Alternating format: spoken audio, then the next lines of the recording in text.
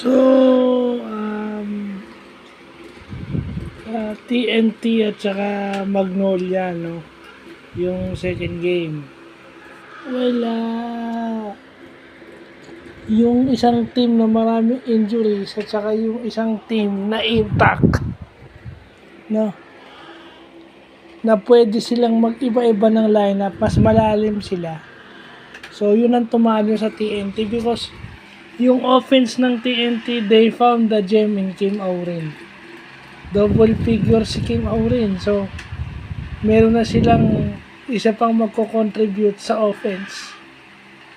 But yung defense nila yung nagsasuffer. Because definitely, hindi nila masustain yung magandang depensa. Lalo na nung second half, third quarter, fourth quarter, off na sila. Kasi first half, medyo maganda pa laro nila. Hanggang nung patapos na yung second quarter nung humabol at lumamang yung Magnolia. 44-50 yung halftime score. Third quarter, fourth quarter, Magnolia na. Well, ganun yun because ang Magnolia high percentage shot. Puro kay Tyler Bay, kay Ian Sanggalang. No? Kasi nung una nag-experiment sila with James Lapot Kaso hindi nagwo-work kasi dahil sa depensa ni Kelly Williams. So anong ginawa ni Coach Chito Victolero?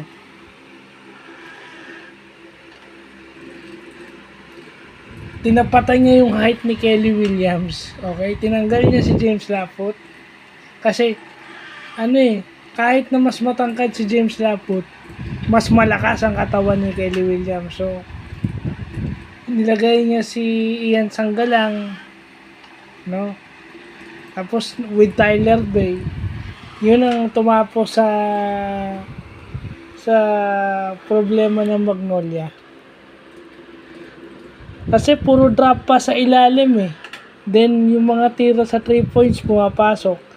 And yung Calvin Abueva impact.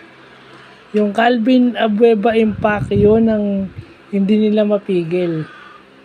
Yung activity ni Calvin Abueva. Kasi off the bench yun, bench points ng Magnolia mas mataas. Kasi yung bench points kasi si Aurin is starting 5.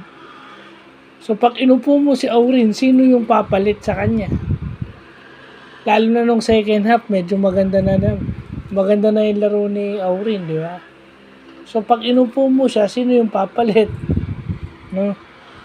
Si Kubuntin malas. No?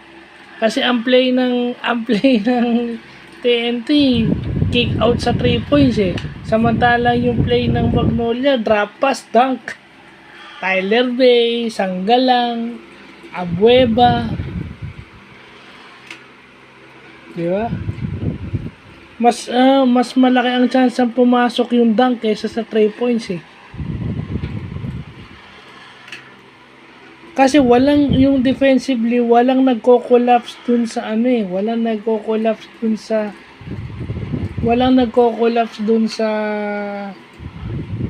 may hawak ng bola dun sa Magnolia.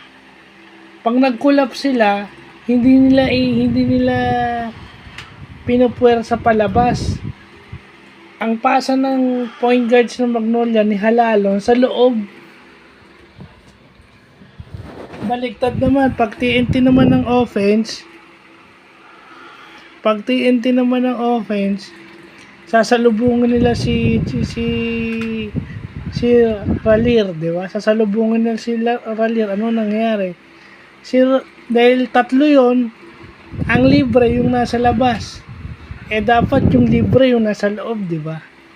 Nadedepensahan ng Magnolia yung nasa loob. Hindi pumapasok yung shooting nila, Kabunti nila, wala. Hindi sunod-sunod, madalang. So, paano ka mananalo? So, yun lang ang tumalo sa Magnolia, sa TNT. Pero ako'y natutuwa dahil si Kim Aurin nandyan na. No, nandyan na siya. Sana magtuloy-tuloy. So, yun lang po.